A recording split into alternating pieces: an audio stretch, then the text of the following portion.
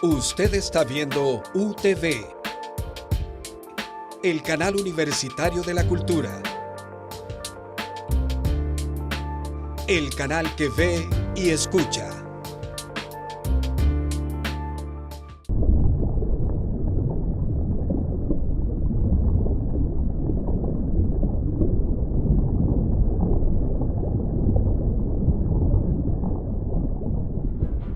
UTV presenta A Fondo. ¿Qué tal, amigos televidentes? Sean muy bienvenidos una vez más a su programa A Fondo. Hoy en esta oportunidad transmitiendo desde las instalaciones del Hotel Honduras Maya, a quienes agradecemos su gentileza por acogernos en su espacio físico y habernos brindado todas las facilidades técnicas de energía para instalar toda nuestra logística. En tal sentido, queremos comenzar diciendo que el próximo 22 de marzo se va a celebrar a nivel mundial el Día Mundial del Agua. Y habrán muchos que dirán, pues no hay mucho que celebrar, considerando que hay casi 900 millones de personas en el mundo que no tienen acceso al agua potable y que derivado de esto, muchas personas a diario mueren. Así literalmente mueren porque están asociados a este problema. ¿Y por qué dirán entonces celebrar un Día Mundial del Agua? Yo creo que tiene justa razón, es para que nos dé vergüenza como seres humanos de saber que hay personas que mientras hay otros que viven tal vez en opulencia, somos esta raza que pobla este planeta Tierra, la única que lo está destruyendo y además ve con indolencia cómo otros están muriendo a su lado. A ese efecto, días recientes se celebró en nuestro país el Foro Nacional de Agua Potable y Saneamiento, y diferentes organizaciones han traído a nuestro país a un experto internacional para que nos hable y nos ayude a tomar conciencia de esta problemática mundial. Él es nuestro invitado especial en el día de hoy, nuestro único invitado. Él es el doctor Carlos Fernández Jáuregui, experto internacional, director de la Cátedra Internacional del Agua en la Universidad de Zaragoza, en España, director de la Red Global de Evaluación y Asesoramiento para los Recursos Hídricos, que es un organismo internacional de cooperación intelectual en el tema del agua. Bienvenido, doctor, a este programa. Muchísimas gracias. ¿Quiénes van a estar hoy conmigo? Además de nuestro invitado especial, y quienes hoy van a ser los que formulan las preguntas, no seré yo. Es un grupo de académicos, de universitarios, es un grupo interdisciplinario que nos va a ayudar a tocar todas las aristas que derivan de esta problemática, de la falta del acceso de agua potable para una gran cantidad de millones de personas en el mundo. En primer lugar está con nosotros el doctor Jorge Valle. Él es doctor en medicina y cirugía. Tiene un máster en salud pública y otro en servicios de seguridad social. Es profesor del Departamento de Salud Pública de nuestra universidad desde hace 5 años. Él va a estar con nosotros formulando algunas de las preguntas a nuestro invitado. También está con nosotros el licenciado Sergio Núñez. Él es economista, catedrático, ex catedrático de la carrera de Economía de nuestra universidad por espacio de 36 años. Es exfuncionario del Banco Centroamericano de Integración Económica, actualmente presidente de la Asociación Mundial para el Agua, capítulo Honduras, y vicepresidente de la Junta Directiva de la Fundación Vida. Y finalmente también nos acompaña el ingeniero Rodolfo Ochoa. Él es ingeniero civil, él es técnico en hidrogeología, doctor en gestión de desarrollo, tiene alrededor de 35 años de estar laborando en el SANAA, y actualmente en esta institución es director de la División de Investigación y Análisis. Cabe acotar que también que el ingeniero ha participado desde el año 88 en más de 1000 estudios documentando temas de agua subterránea, desarrollo institucional, legislación, políticas, y ha sido uno de los impulsores en la planificación por cuencas hidrográficas en nuestro país, y también impulsor de leyes relacionadas con el agua en Honduras. Quiero ya, para aprovechar los segundos, los minutos se nos van a ir como agua entre los dedos. Así que quiero comenzar de inicio con el doctor Valle, quien hará las primeras preguntas para nuestro invitado. Doctor Valle, cuando nosotros participamos en la ponencia del doctor Jáuregui en estos días recientes, escuchábamos datos estadísticos que nos impresionaban. Yo pude compartirlo con usted por el internet, de cantidad de gente que muere al día, por segundo, casos de diarrea. Incluso habían datos, cifras de cuántas personas se podrían salvar la vida con solo tener acceso a agua potable a jabón y también otros extremos, que por qué es el doble la cantidad de personas que no tienen acceso a saneamiento versus las que no tienen acceso a agua. Pero quiero dejarle en sus manos las preguntas para formulárselas a nuestro invitado. Creo que una de las preguntas más fundamentales, bueno, en primer lugar agradecer la visita de tan distinguida persona. Realmente el tema de agua y salud es una cosa indisoluble, porque no podríamos operar sin agua, no podríamos lavar heridas, no podríamos incluso hacer casi ninguno de nuestros tratamientos. Pero creo que una de las preguntas que más nos hacemos aquí en esta zona es cómo, teniendo tanta lluvia, ¿verdad?, producto de los huracanes y de este clima tan especial, tenemos tan pocas horas de agua en el país, siendo que es vital, pues, para el desarrollo y para la protección de la salud. ¿Qué podríamos hacer? Porque conocemos de países que tienen mucha menos cantidad pluvial de fluido y que tienen más horas disponibles de agua. ¿Cómo podríamos hacer? Porque eso es grave para un hospital, ¿verdad?, que tiene que tener agua almacenada, ¿verdad?, porque no tienen directo del agua, sino que y con un riesgo de contaminación mayor. Entonces, ¿cómo podríamos nosotros aprovechar más esto que Dios nos ha bendecido con tanta cantidad de agua, pero que lamentablemente no la podemos tener disponible más horas, yo diría que a la semana? O sea, es impresionante. Entonces, ¿cómo podríamos nosotros hacer para eso? Significaría disminuir una cantidad impresionante de estas enfermedades que habla nuestro director. Entonces, ¿qué podemos hacer? Porque para ir pensando más en la solucionática que en la problemática, ¿qué podríamos hacer? Perfecto, bueno, primeramente gracias por la pregunta y creo que la respuesta es muy clara y contundente. Muchas cosas, pero la primera es reconocer que es un problema. O sea, este tema no se considera un problema, porque si fuera un problema ya lo hubieran tratado.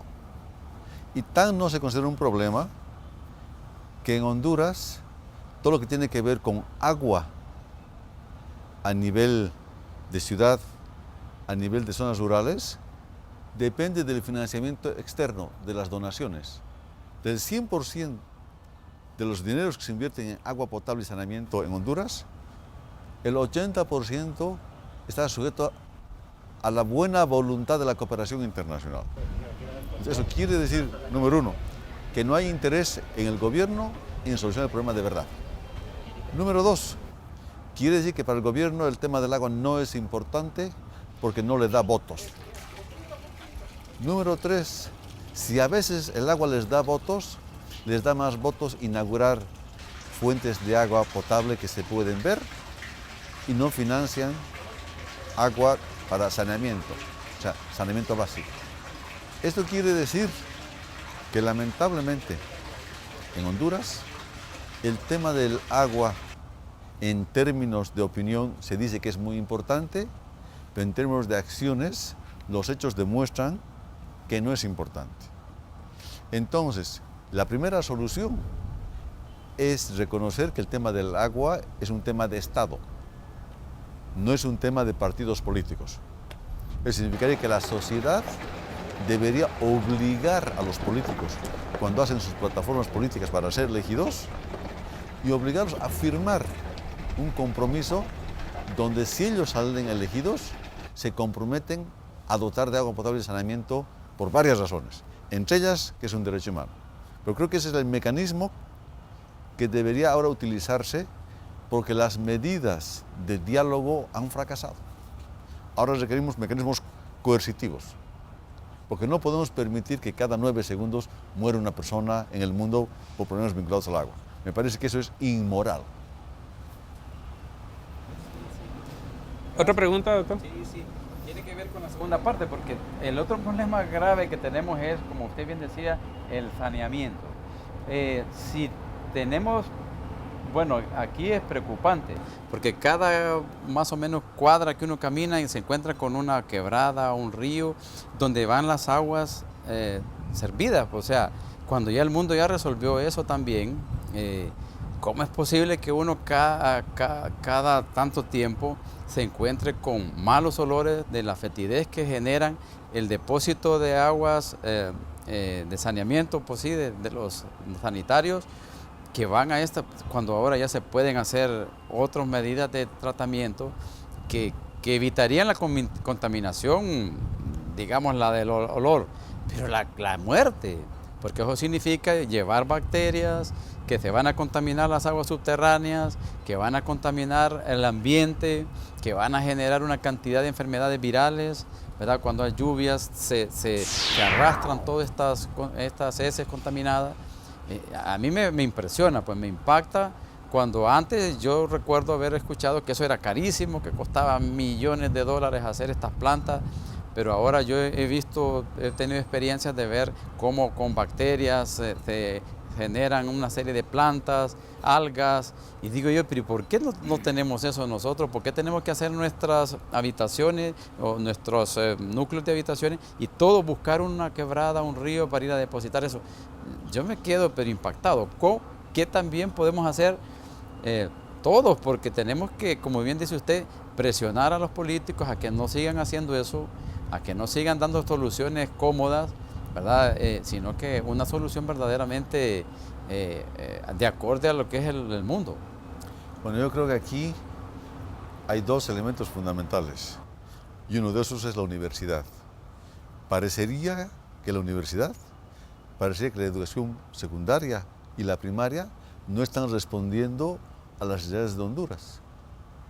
No es que parecería, se nota que es así. O sea, hay un dicho famoso de un político de visión, de John F. Kennedy, que ha tenido una serie de dichos espectaculares. Y uno de esos decía, no pregunte qué puede hacer el Estado por ti, sino qué puedes hacer tú por el Estado. Entonces, en este país tengo la impresión de que son más amigos de la primera parte, que el Estado es papá y mamá. Entonces, parecería que se requiere empezar a formar ciudadanos, no dependientes. Y una primera tarea para formar ciudadanos es tener una universidad que refleje las soluciones a los problemas del país. Esto significa, por ejemplo, que la universidad tendría que ser mucho más crítica en la formación de sus recursos humanos, tiene que ser mucho más crítica en las decisiones que se toman, tiene que ser mucho más crítica en la situación en la que se encuentra el país, y no tendría que tener miedo de decir cosas que a los políticos no les gusta. Entonces, creo que la respuesta fundamental a su pregunta es falta de educación apropiada, porque educación hay, pero no es apropiada. Doctor, le doy 30 segundos para una última pregunta y le quedan al doctor Jáuregui un par de minutos para contestarle. Nada más, nosotros tenemos una campaña en los hospitales de lavado de manos, ¿verdad? Pero también sabemos que hay componentes de los jabones y todo que no son correctos, que deberían ir a una tercera canales de agua, de desechos. Pero ¿cómo podemos hacer también cuando apenas ni siquiera el 60% de la población tiene acceso a la agua servida y estaríamos pensando en un tercer? ¿Qué podemos hacer en condiciones así? En todo caso, se ha demostrado científicamente que si se auspician campañas de lavarse las manos, se puede reducir en 47% las vidas que sufren por falta de agua. El problema es no jabón, sino que no hay agua. Entonces, la respuesta es buscar nuevamente programas que garanticen agua potable o agua segura y saneamiento básico. Y permítame agregar un detalle que quisiera rescatar de la ponencia que usted nos dio hace un par de días. Es que cada día mueren en el mundo 6.000 personas por diarrea. ¿Así es, doctor? Así es. Bueno, o sea, los temas o enfermedades vinculadas al agua matan mucho más gente que, por ejemplo, la tuberculosis, mucho más gente que temas del SIDA, mucho más gente que temas de enfermedades clásicas. Entonces, ¿por qué hay tantas campañas por ejemplo, la tuberculosis y no hay una campaña contra la diarrea? ¿Por qué? Entonces son esas preguntas que yo más bien les hago a ustedes que yo no encuentro respuesta en el caso de Honduras. Y otro dato interesante, usted decía que hay 1.200 millones de personas que no tienen acceso al agua, pero hay 2.600 millones que no tienen acceso a saneamiento. Y en una explicación muy interesante es que no era fotogénica la otra opción. Así es. Bueno, lamentablemente se ve que a ningún presidente o a ningún candidato le da votos inaugurar letrinas. En cambio, sí inaugurar fuentes de agua. Entonces, es tan grave la soberbia de la ignorancia que prefieren hacer cosas que se vean. Yo tengo una anécdota de un alcalde de un pequeño pueblo en España, en una de las islas, en Canarias. Instruyó cuando salió alcalde que se hacía todo encima del nivel del suelo, nada subterráneo. Lo otro estaba prohibido porque quería reelegirse. Entonces ahí se puede ver la ignorancia junto con la vanidad y juntas son dinamita. Muchas gracias, doctor. Vamos a hacer a continuación, amigos televidentes, una muy breve pausa. Ya vamos a regresar para seguir conversando sobre este tema, el agua potable como un derecho humano. Ya regresamos.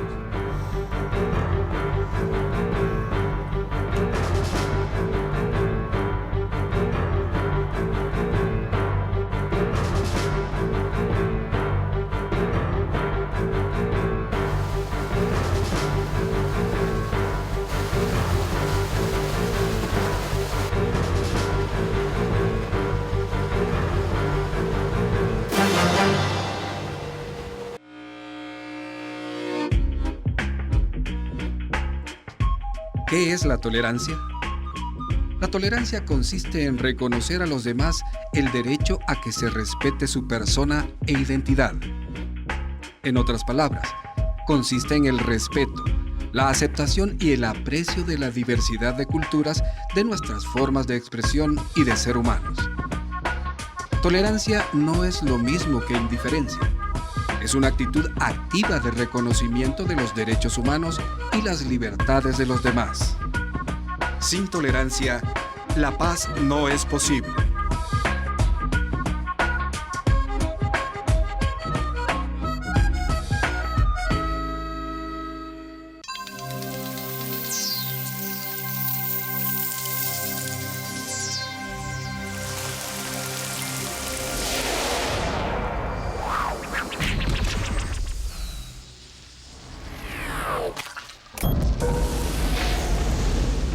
Bienvenidos.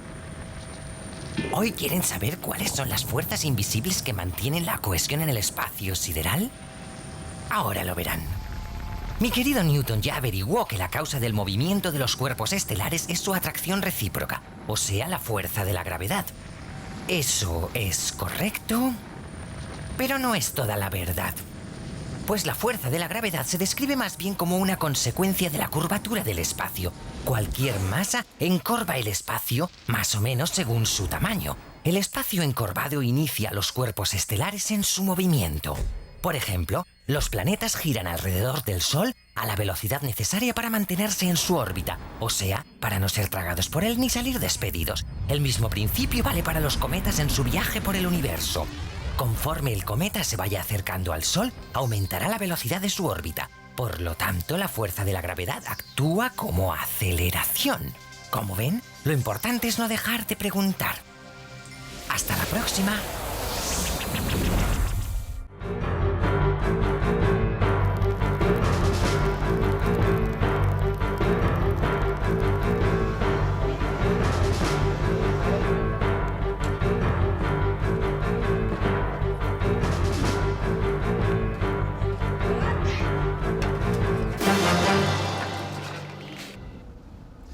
Continuamos, amigos televidentes, con su programa A Fondo, hoy tocando el tema del agua potable como derecho humano. Nuestro invitado especial, el doctor Carlos Fernández Jáuregui. Y quisiera ahora darle la palabra al licenciado Sergio Núñez para que pudiéramos tocar con nuestro invitado algunos extremos. Decía usted en su ponencia que el problema de raíz del agua era un problema de gobernabilidad, que tenía sus aristas también con problemas de corrupción y que concluía, recuerdo magistralmente esta ponencia, de que había cierta inmoralidad alrededor del tema del agua, cierto cinismo de parte de los gobiernos que ven con indolencia la realidad. Doctor, licenciado, ¿podría usted intervenir? Muchas gracias. Doctor Jáuregui, realmente que ha sido muy impactante la conferencia que nos brindó en el Hotel sobre el tema del derecho humano al agua. Nosotros en la academia, y eso se respira en el ambiente, consideramos que el agua es un recurso con un valor económico y que consecuentemente tiene que ser administrado en forma eficiente.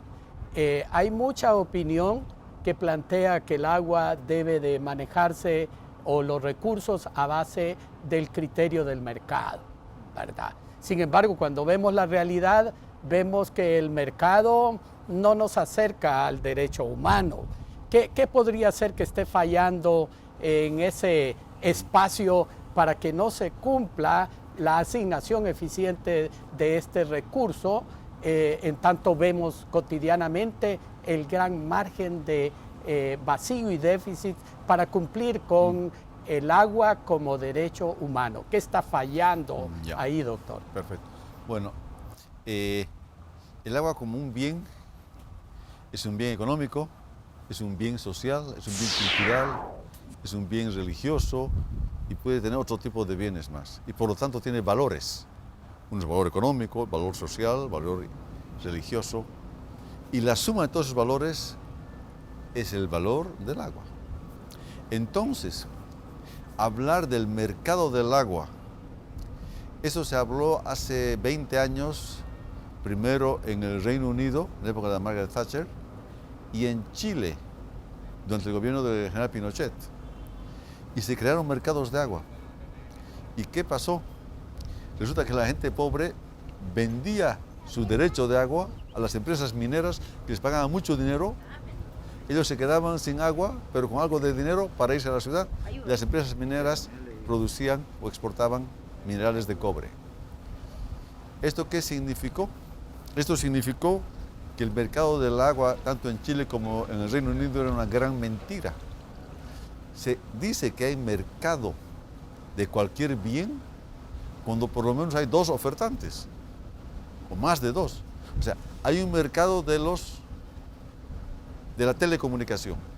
Ustedes pueden tener celulares de la marca X, de la marca Z y de la empresa X, Y y Z. O sea que hay un mercado, uno puede escoger entre tres tipos de celulares. O energía eléctrica, porque viene en el mismo cable. Pero el agua no puede venir en tres tuberías, solamente hay una tubería. Como hay una sola tubería no puede haber mercado, porque no hay oferta versus demanda. Es mono oferta y gran demanda. Entonces, efectivamente fue uno de los errores más grasos que cometieron los economistas recomendados por el Banco Mundial de crear mercados de agua. El tiempo lo demostró en menos de 8 años que eso fue un absurdo y desaparecieron los mercados de agua. Lo que no desapareció fue las ganas de la empresa privada ni el apetito de la empresa privada de ganar dinero a costa de la mala salud de la población. Porque de la buena salud sería aceptable, sino de la mala salud. Entonces se auspició en algunos casos la administración del agua, sobre todo de grandes ciudades, por empresas privadas, con el argumento de que son más eficientes, lo cual tiene su verdad en ciertos casos. Es verdad cuando no hay corrupción, es verdad cuando hay un marco regulatorio bien pensado, es verdad cuando las empresas son honestas y es verdad cuando la población es crítica con el servicio. Lamentablemente esas condiciones, raros países o raras ciudades las cumplen. Pero además de eso, ustedes nunca han visto una empresa privada administrando el agua en un pequeño pueblo. ¿Por qué? Porque el margen de utilidad es muy bajo. Entonces, si el agua es un derecho humano para todos, a mí me costaría hacer dinero o utilidades de un derecho humano.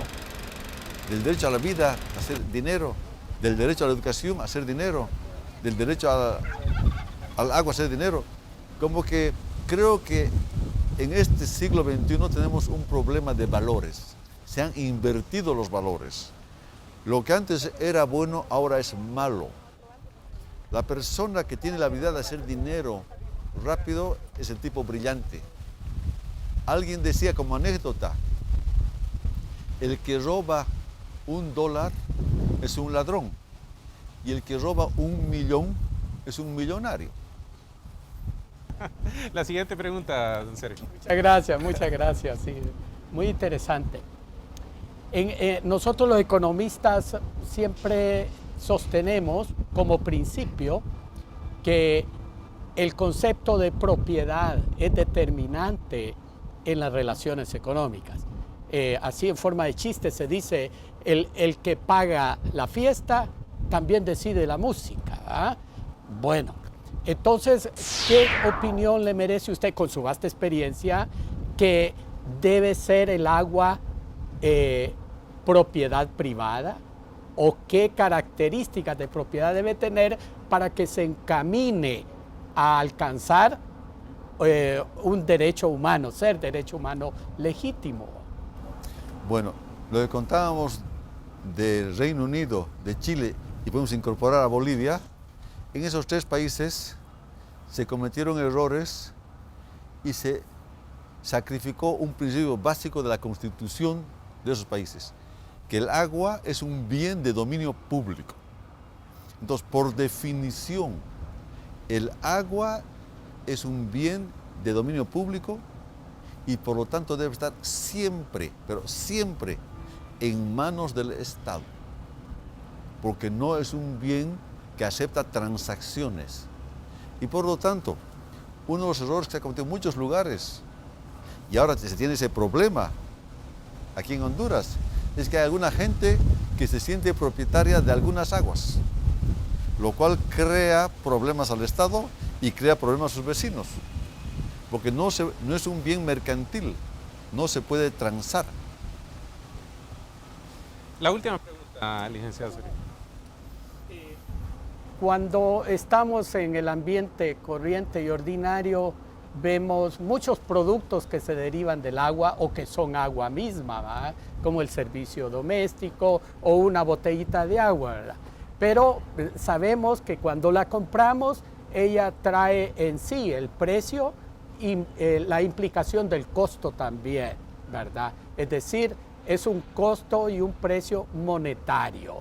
¿Cree usted que ese costo o ese precio por el que pagamos involucra todos los costos exactos de la producción del agua, cuando sabemos que allá en la montaña se deteriora, se contamina cuando se echa el agua a la cañería? ¿Será que estamos pagando bien el precio del agua o será que tenemos algunas subvaloraciones, ¿verdad?, en el manejo del agua en forma económica? O sea, por supuesto que no estamos pagando el valor.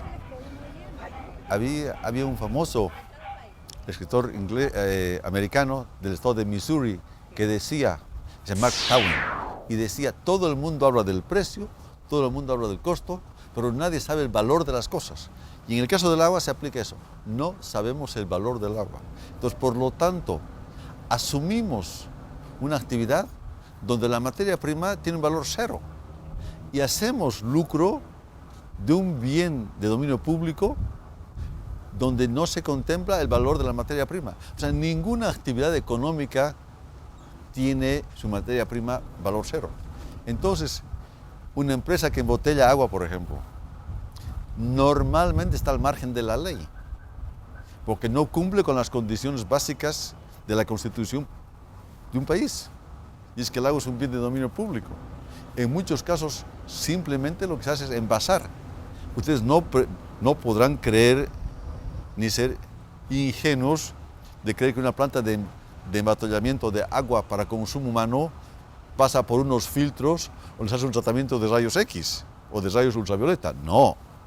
En el mejor de los casos se pondrá un poco de gas, ¿ya? Pero el precio, el valor agregado que le dan es el costo de la botella de plástico. Pero básicamente yo no creo que esa agua de botella sea mejor que el agua potable según las normas de la Organización Mundial de la Salud. Con una aclaración, que en los Estados Unidos, por ejemplo, el agua del grifo depende del Ministerio o la Secretaría de Salud. Tiene unas normas. Y el agua de botella depende del Ministerio, la Secretaría de alimentación y drogas. Resulta que las normas de la Secretaría de Salud son mucho más exigentes que las del Ministerio de Industria y Comercio y Drogas, lo cual quiere decir que en Estados Unidos el agua más segura, el de mejor calidad, es el agua del grifo, no el agua de botella. O sea, cuando estén en Estados Unidos, no compren agua de botella, tomen agua del grifo. Pero lamentablemente, en muchos casos es estatus tomar agua de Vichy. ¿Por qué? Porque eso demuestra solvencia económica. Que no se note pobreza, se dice eso.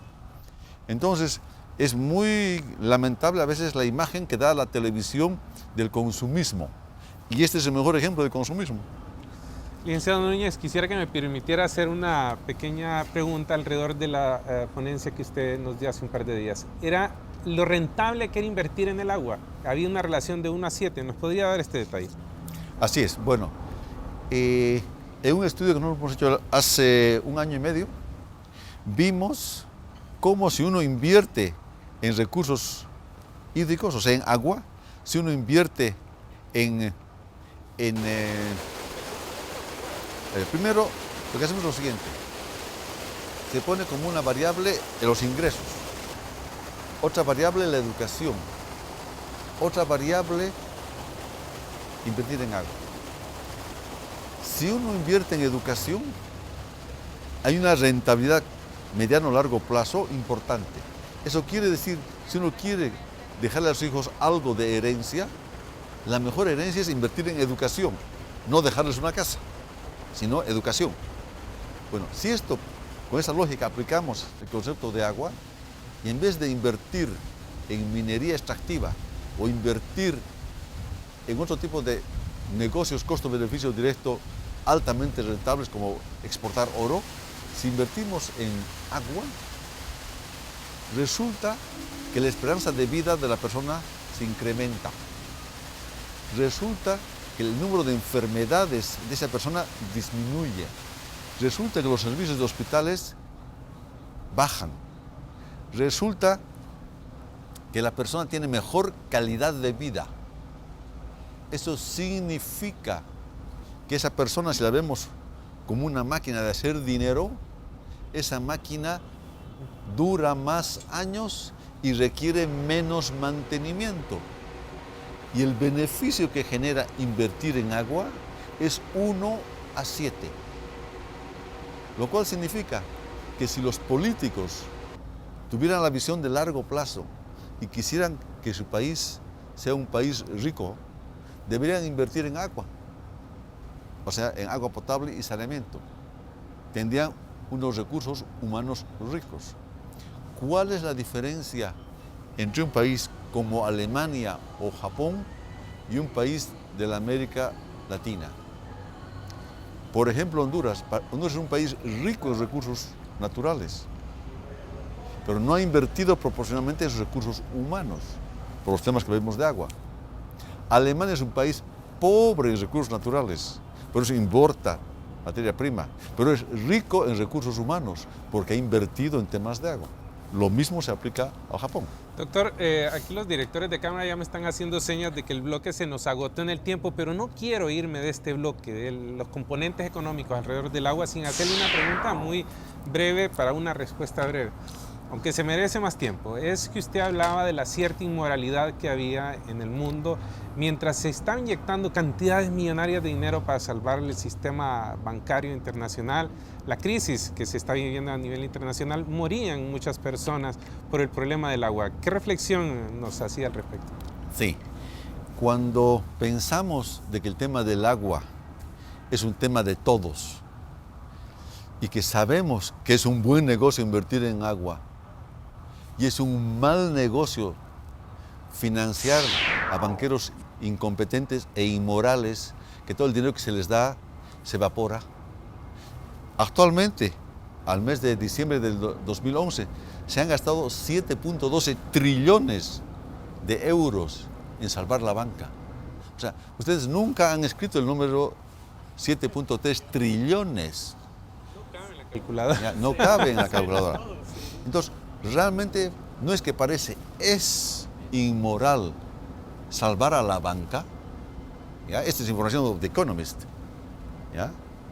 Y no pensar en primero, salvar vidas humanas y segundo, no invertir en un negocio que sabemos que es mucho más rentable que unos cuantos, y uso la palabra con propiedad, bandidos, se aprovechen de la mayoría de la población.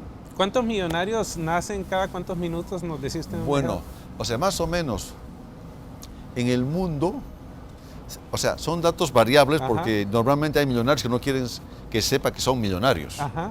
¿Ya? Entonces, en el mundo, cada mes se están generando algo así como 15 a 20 millonarios por región. Ahora, estos números son peligrosos porque no son precisos, porque cada vez los millonarios han dejado de ser millonarios y han vuelto billonarios o multimillonarios. Entonces es como una nueva escala en la riqueza. Ayer salía jactándose en la televisión y con el auspicio de los canales de televisión, el señor Slim de México como el hombre más rico del mundo, ¿ya? Y el segundo estaba triste, era el segundo millonario, no había sido el primero, ¿ya?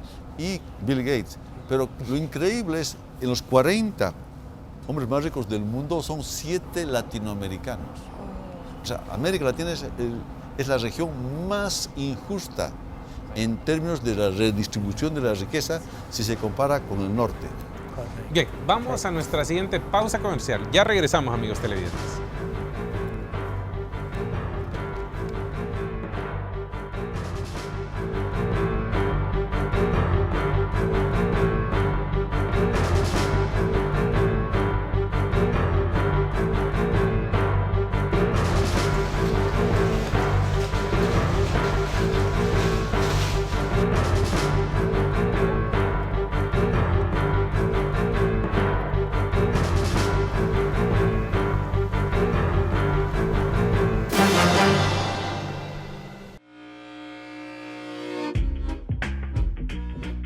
Evitemos actitudes intolerantes. La intolerancia tiene su origen en la creencia de que el grupo, sistema de creencias o modo de vida propio es superior al de los demás. Esto provoca violencia, conflictos y hasta guerras. Estos son algunos síntomas de intolerancia. Usar un lenguaje despectivo, burlarse de otros, crearnos prejuicios, usar estereotipos, culpar a otros, discriminar a personas diferentes, ignorar a alguien, intimidar, hostigar, reprimir, no respetar símbolos y cultos, negar el acceso a la participación a personas o grupos, segregar a personas de diferente raza, sexo o religión. Sin tolerancia, la paz no es posible.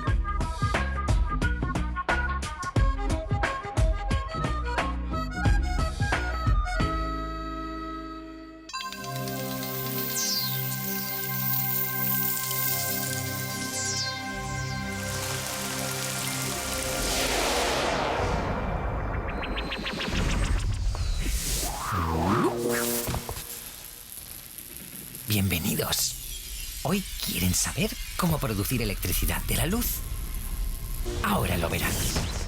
Todos conocemos este fenómeno. Si nos acostamos al sol, sentiremos bastante calor. La energía lumínica se convierte en energía calorífera sobre nuestra piel.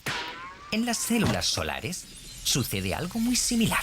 La energía lumínica se transforma, pero en energía eléctrica. ¿Cómo sucede exactamente?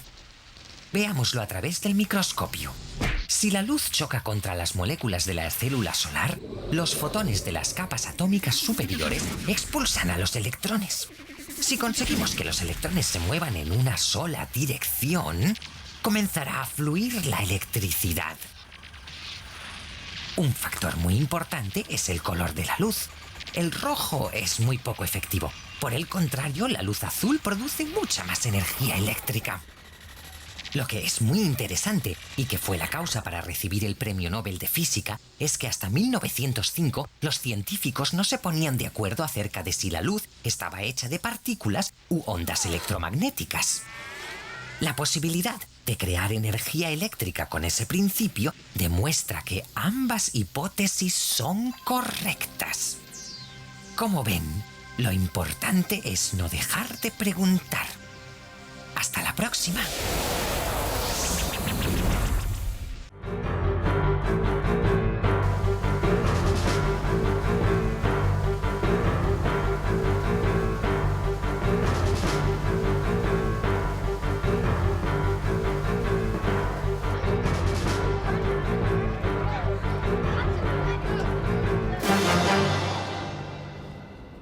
Regresamos, amigos televidentes, a este su programa A Fondo, hablando hoy sobre el tema del agua potable como derecho humano. Y antes de darle la palabra al ingeniero Rodolfo Ochoa, que ya ha preparado una serie de preguntas para nuestro invitado especial, el doctor Carlos Fernández Jáuregui, yo quisiera acotar algunos detalles de la ponencia que él nos hacía días atrás. Era de que en el planeta Tierra sí hay agua, no hay escasez, hay tanta agua superficial como agua subterránea, de que el problema es que no hay infraestructura. Otro detalle de que era irónico que había países de gente muy pobre que pagaba el agua más cara que en otros lugares. Y yo quiero relatarles así en breves segundos la vivencia. Me ha tocado en las semanas anteriores ir a barrios en la periferia de Tegucigalpa donde no hay agua. Es gente súper pobre que apenas tiene para sobrevivir, para alimentarse. Y mientras en casas aquí en Tegucigalpa donde hay conexión de tubería al agua Alzana, se compra el agua a 1 centavo el galón, estas personas allá en la barriada compran el mismo galón de agua y a veces agua que no está, su calidad es garantizada, de que no sea saludable, la compran a 70 centavos, 70 veces más. Ingeniero, sobre estos detalles, estos conflictos que vivimos, quisiera que usted también nos enriqueciera con preguntas. Sí, antes que nada quisiera sumarme a la felicitación del licenciado Núñez por su excelente disertación en el Hotel Real Continental. Fue muy enriquecedor para todos y las preguntas que le hace el licenciado dan cuenta de la calidad de datos estadísticos que nos ha proporcionado. Luego de su participación en el Hotel Intercontinental, usted tuvo una fuerte tarea que realizar conociendo qué es lo que está pasando en Honduras en relación al derecho humano al agua. Tuvo muchas entrevistas con autoridades del Ejecutivo, del Legislativo y con la sociedad civil. De este conocimiento obtenido en estos días, ¿cuáles son las potencialidades que le mira usted a Honduras en torno al derecho humano al agua? Perfecto. A ver, bueno, primero he tenido la suerte de conocer a gente muy interesante en Honduras desde el primer día, de poder intercambiar ideas con los políticos, con la sociedad civil, con la academia. ¿Y qué me queda como sabor de esta visita? Primero, que en este país ahora recién se puede ver que hay una preocupación de la sociedad respecto al tema del agua. Yo he sido muy cuidadoso con la prensa porque normalmente la prensa manipula la información y lo que hace es generar noticias que vendan periódicos, que vendan revistas, que vendan minutos de televisión. Y he visto que en esta oportunidad, más bien, hemos logrado inconscientemente cambiar la programación de la televisión. Pero en el canal 11 ha cambiado su programa, me han invitado para tener un debate durante 1 hora. Después, con los ministros que he estado, he podido hablar temas que no son precisamente de lo más agradables para ellos y que seguramente un local no les podría decir porque podrían tomar algún tipo de represalia. Presumo que sí. Entonces, en mi caso y como mandato de mi organización, nosotros no queremos festejar los chistes de ningún jefe, sino queremos decir las cosas como son. Entonces, hay una actitud notable de la comunidad. Y yo creo que el gobierno está fragmentado. Hay gente que tiene una información más o menos cabal de lo que pasa, digo, algunos ministros, y otros ministros que están en otro planeta, porque creen que hay cosas que existen y que realmente yo sé que no existen. Entonces, yo creo que lo que se requiere es una especie de remesón por parte de la sociedad a sus políticos.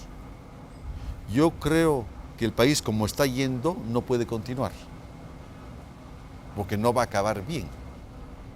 Eso se puede ver. O sea, no se está invirtiendo en educación, no se está invirtiendo en infraestructura hidráulica, no se está invirtiendo en los temas sustanciales. Pero se ve mucha actividad comercial en el país. O sea, hay alguien que produce y otros que compran. Pero tengo la impresión de que lo que se produce llega de fuera. Entonces el país está vendiendo demasiado, pero sin producir. Entonces, el agua es un factor de desarrollo. Si se invierte en agua, yo creo que el modelo puede cambiar. Y estoy seguro que va a cambiar. Pero yo creo que ahora la responsabilidad ya no está en manos de los políticos. Y han hecho muchas pruebas ustedes. Y hasta el momento no han respondido. Yo creo que la sociedad tiene que plantearse otros problemas, soluciones. Obligar a los políticos, como nosotros ayudamos en México, a hacer compromisos firmados. Si yo salgo elegido, voy a hacer tales cosas. Pero firmar un compromiso antes de ser elegido. Para cuando sea elegido, venir con el compromiso y hacerle cumplir ante un juez. Porque se ha perdido la credibilidad. Ya no hay credibilidad. Entonces, mi respuesta en relación a la visión que tengo de Honduras. Las condiciones están dadas. Es un país rico en recursos naturales. No puede ser pobre. Entonces, el tema es viabilizar. Pero la sociedad tiene que ser crítica. La universidad tiene que ser más... Tiene que salir afuera de la universidad. La universidad tiene que generar nuevos profesionales con una nueva visión, una visión más optimista, que no genere profesionales para el exterior, sino para que se queden, pero para que se queden viviendo bien. Nos menciona de que Honduras es rico en recursos naturales y por consiguiente en agua también. Y en ese sentido, pues se sabe que es necesario regular el uso del agua. Dentro de los elementos que se toman en cuenta para esta regulación están las leyes. Y recientemente me informan de que en el 2010 se modificó la Constitución de la República, donde se establece al agua como un derecho humano. También la ley de plan y visión de país lo establece en uno de sus artículos, el agua como un derecho humano fundamental. Y hay otras leyes relacionadas con el agua que, sin mencionar la frase derecho humano, establecen los elementos que debe de considerarse el agua como elemento humano. Pero eso no es suficiente. Hay que ir de la lectura a la práctica. Pero también existe otro tema que va aparejado, y es que un derecho trae también una obligación. ¿Qué nos puede decir usted de los deberes humanos que tienen que ir aparejados a esos derechos humanos al agua? Perfecto. Bueno, lo primero y lo más importante es cuando nos muestra un objeto y ese objeto es una rueda, decir es una rueda, no es un cuadrado. Entonces, ¿esto a qué va? Se ha hablado y he escuchado que hay un documento que se llama La Visión de País año 2033, ¿no es verdad? Ya. Yo creo que, con todo el respeto a los autores de esa visión, esa no es la visión de los hondureños. Es la visión del partido político que ha hecho la visión. Entonces, yo no creo una visión que sea hecha por un grupo y no por la mayoría, sea realmente lo que el hondureño y la hondureña quieren ser el año 33. O sea, la visión de país significaría decir, nosotros queremos que el año 2033 en Honduras nadie se muera por problemas vinculados al agua. En el año 2033 quisiéramos que todas las universidades garanticen a sus estudiantes trabajo seguro después de egresar. O sea, yo quisiera saber cuál es la visión de país en términos de objetivos. Si se tienen esos objetivos bien definidos y hay coherencia, todos los partidos tendrían que llevar a cabo actividades para llegar a esa meta. Y sabemos perfectamente que, por ejemplo, la ley de aguas ha sido recientemente modificada. La primera ley es del año 1926, la de Honduras, y la modificación es de hace un año, y se ha insertado el agua como derecho humano. Eso es un arreglo cosmético para justificar en la Asamblea de Naciones Unidas que también han modificado la ley de aguas, pero la ley de aguas no ha sido modificada. El reglamento no existe. Entonces yo creo que hay un gran trecho entre los hechos y lo que se ha auspiciado. Yo creo que ahí no deben confundirse. Yo creo que si queremos que el agua es derecho humano, tendría que haber algún mecanismo, por ejemplo, en el ámbito judicial, donde una persona vaya a un juzgado o donde sea y diga, el agua es derecho humano, yo no tengo agua. ¿Qué me da el Estado? En Costa Rica eso es posible hacer. En Costa Rica no dice que el agua es derecho humano, pero todo costarricense puede meter un juicio al Estado si no tiene agua. En los hechos, en Costa Rica, sí, el agua es derecho humano. Aquí, en las leyes, sí figura, pero en la práctica hemos visto que en Tegucigalpa hay zonas donde tienen agua cada 3 días, en algunos casos cada 3 horas. Tengo 30 segundos para una última pregunta, ingeniero. Hay otro tema que usted ha tocado y es el tema de la educación. Existe necesidad de ampliar los conocimientos y hay algunas líneas en ese sentido, en ingeniería ambiental, en hidrogeología, pero hay otros niveles no técnicos, sino administrativos, la parte privada, política, que se requiere tener alguna información o una capacitación relacionada con el agua. ¿Qué usted nos puede informar al respecto de ese requerimiento? A ver, los temas de agua en un país y la gestión de los recursos hídricos en un país ya no es un tema exclusivamente de ingenieros y de hidrogeólogos.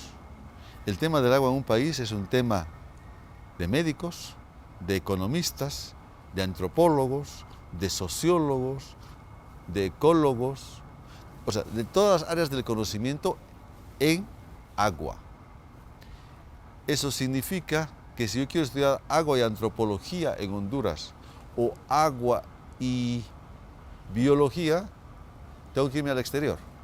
O sea, lamentablemente la universidad actual no responde a las necesidades de los desafíos del siglo XXI. Entonces, mi comentario es, tendrían que repensar en Honduras toda la estructura de la educación formal y seguramente también la educación no formal, entendiéndose por no formal aquella que no es asistida por el Ministerio de Educación.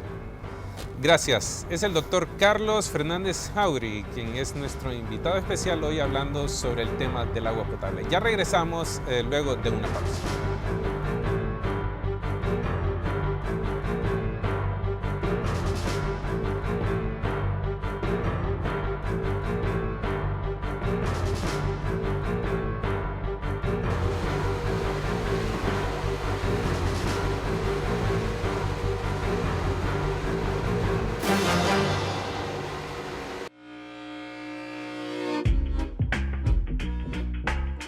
Crear un ambiente de tolerancia.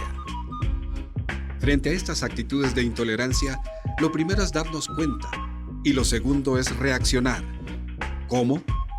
Usar un lenguaje sin prejuicios raciales, étnicos y de sexo. Promover la igualdad entre las personas. Entablar relaciones sociales basadas en el respeto mutuo.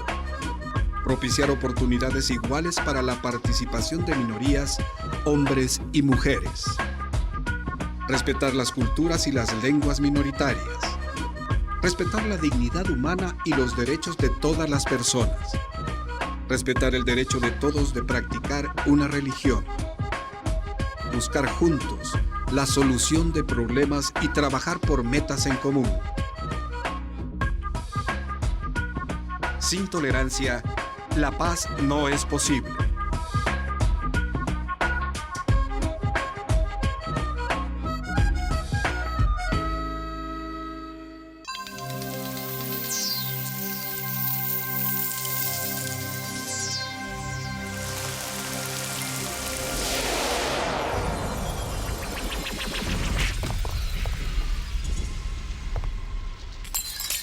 Bienvenidos. ¿Hoy quieren saber cómo bailan las moléculas? Ahora lo verán. Ustedes conocen este fenómeno. Han estado limpiando todo el día y sin embargo el aire se ve lleno de polvo cuando entra la luz del sol. ¿Cuál es la causa de que ustedes crean que toda la limpieza haya sido en vano? Es un principio muy sencillo. Las moléculas del aire están en constante movimiento y si chocan con una partícula de polvo, el polvo comienza igualmente a moverse. Las partículas bailan. El mismo principio puede aplicarse a una cápsula filtrante de té en el agua. Si no movemos el agua y esperamos lo suficiente, el té se expandirá por sí solo en la taza. Existen fórmulas para calcular las fuerzas que actúan entre las moléculas. Además, es la prueba de que los átomos realmente existen. Como ven, lo importante es no dejar de preguntar. Hasta la próxima.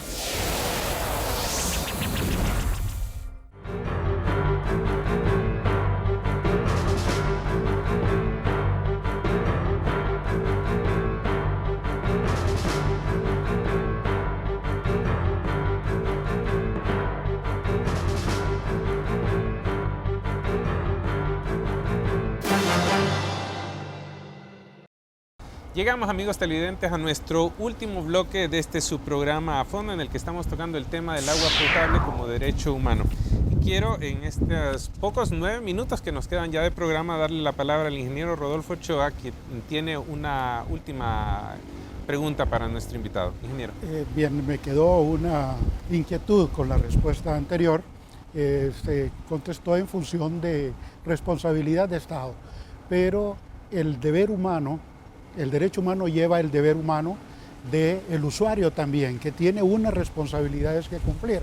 Y la contestación quisiera que la uniera con la situación de que el agua se suministra en las ciudades por caudal cuando es en red y por volumen cuando es por acarreo, por camiones cisterna.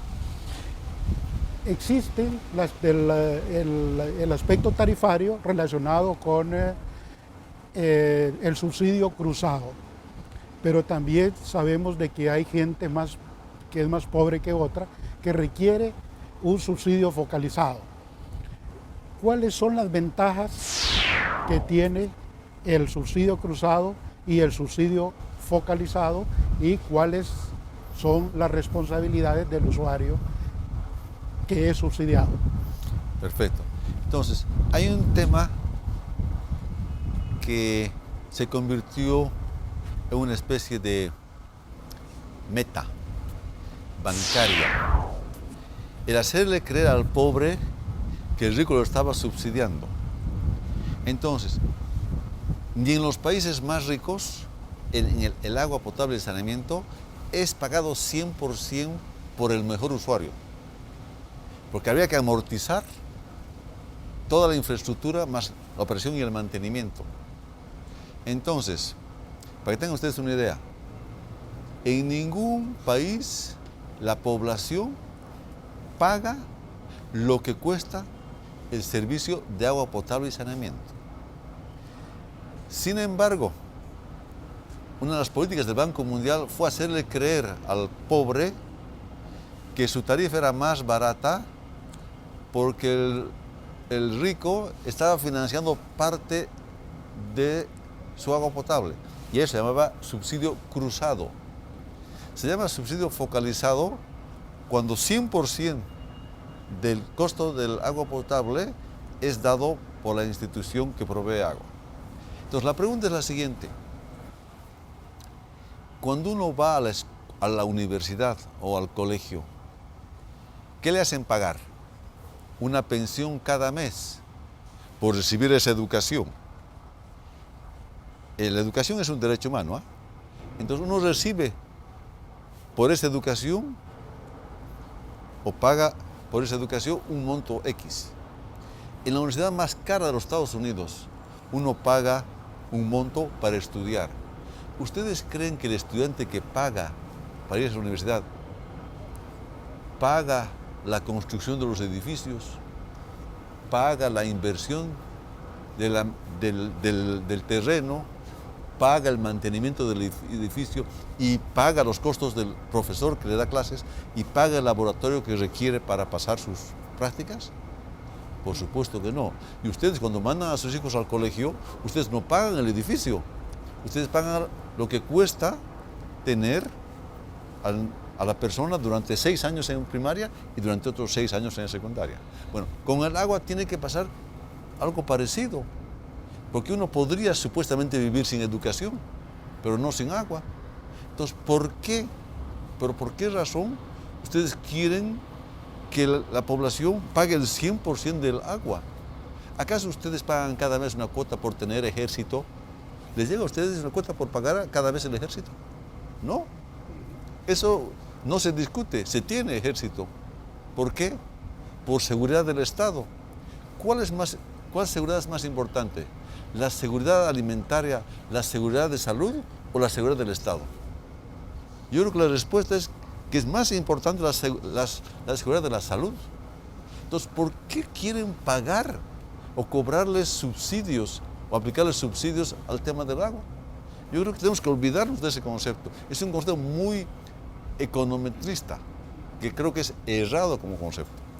Licenciado Sergio Núñez. Muchas gracias. Yo creo que el tema del derecho humano al agua es como una especie de iceberg donde sale la puntita, pero el problema es más inmenso, ¿verdad? Unos economistas clásicos decían que la riqueza la genera la tierra y el hombre con su labor, ¿verdad? Posteriormente, con el emergimiento del mercado y el desarrollo del capital, apareció el capital también. Entonces decimos tierra, trabajo y capital. Pero hemos visto que el agua está ausente de esos factores y ahora que vemos la gran crisis por los temas del agua, pareciera que el agua es el gran ausente. ¿No cree usted que ya es tiempo de poner el agua en su justa dimensión como valor y también recurso que impulsa el desarrollo? ¿No cree que ya tenemos que ir hablando de una especie de la revolución hídrica, así como ha habido revolución agraria y reformas agrarias? ¿Eso no cree que tiene que haber? Recurro a esta pregunta porque yo sé que usted está en la cúspide de la intelectualidad de los temas del agua. A ver si nos puede orientar un poco. Yo creo que ya ha empezado esta especie de cambio, más que revolución. Ahora, yo no quisiera que el cambio que se dé en el agua sea como la reforma agraria de México o la de Bolivia o la que sí hizo muchos países del mundo, donde las reformas fueron un fracaso. Se reformó, se dio la tierra al que la trabaja, pero el que la trabaja no tenía herramientas para trabajar. Conclusión, se volvió un lastre. Yo creo que efectivamente, y coincido en que tiene que haber un cambio, pero ese cambio creo que es más que un cambio, es un cambio de paradigma. O sea, el modelo actual de desarrollo ya no podemos seguir. Este es un modelo que se ha trastocado, que ya no tiene continuidad. No es posible exprimir más jugo a la piedra, porque no tiene jugo. Entonces, yo creo que lo que ahora se debe pensar es en un nuevo modelo de desarrollo, un modelo más equitativo, un modelo donde se premie la calidad de vida, no las ganancias. Un modelo donde la eficiencia y la eficacia no sea el objetivo de la empresa, sino el objetivo sea la mejora de la calidad del desarrollo humano. O sea, tenemos que ser, creo, como derecho humano al agua, menos derecho y más humano. Y ahí vienen las obligaciones. Las obligaciones es asegurar que los gobernantes, ese es un derecho, pero también una obligación, sean idóneos para un país. 30 segundos para una última pregunta, doctor. Más que una pregunta, yo, después de haberlo escuchado, visto primero sus presentaciones y haberlo escuchado ahora, yo me convierto en un ciudadano para luchar por lo que usted dice. En verdad que ya no podemos retrasar más esta necesidad urgente de proteger un recurso que a nosotros diríamos que nos genera trabajo como médicos, pero nosotros no queremos que la gente se esté muriendo ni enfermando por cosas que no deberían de hacerlo. Así que yo más bien me uno a ese planteamiento suyo, al cual completamente lo adopto y me convierto en un ciudadano defensor del derecho al agua. Doctor Jáuregui, quisiera entonces que nos diera sus conclusiones finales. Ya estamos concluyendo este programa para darle paso final ya a la conclusión del Perfecto. Para mí la conclusión mayor es la siguiente. Como nunca en la historia de la humanidad, como nunca, tenemos toda la tecnología para hacer lo que se nos ocurra. Como nunca se han usado las impresoras para tener el dinero que se nos ocurra. Como nunca estamos mejor comunicados ahora que antes. Como nunca.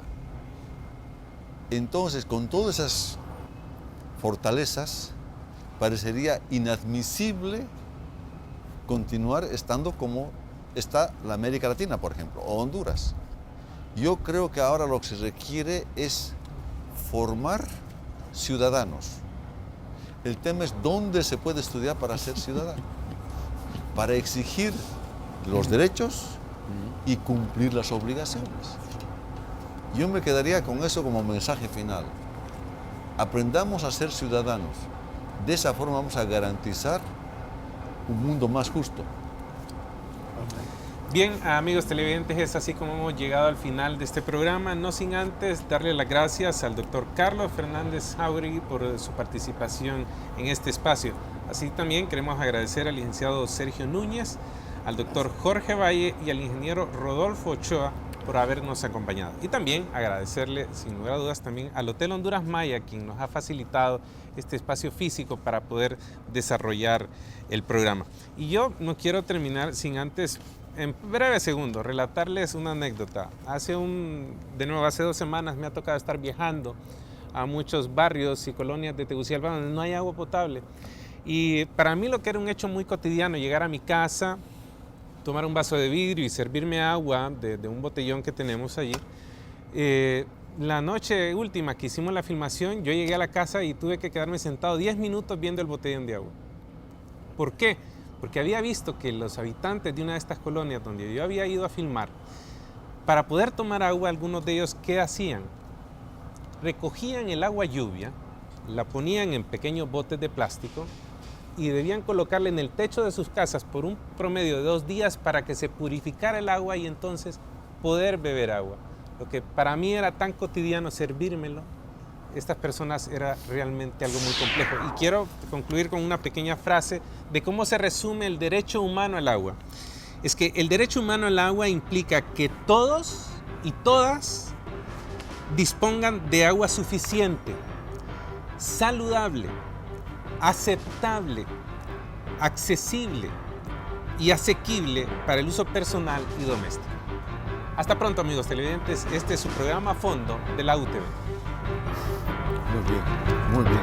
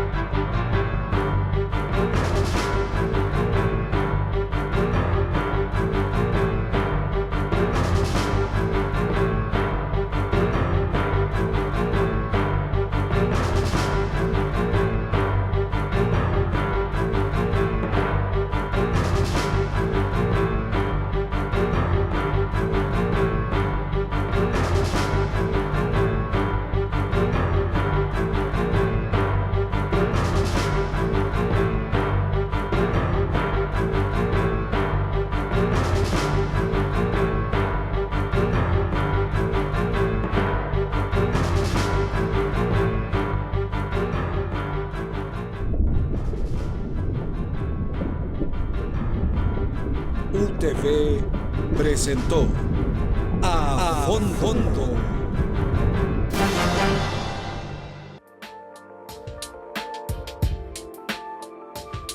Usted está viendo UTV, el canal universitario de la cultura. El canal que ve y escucha.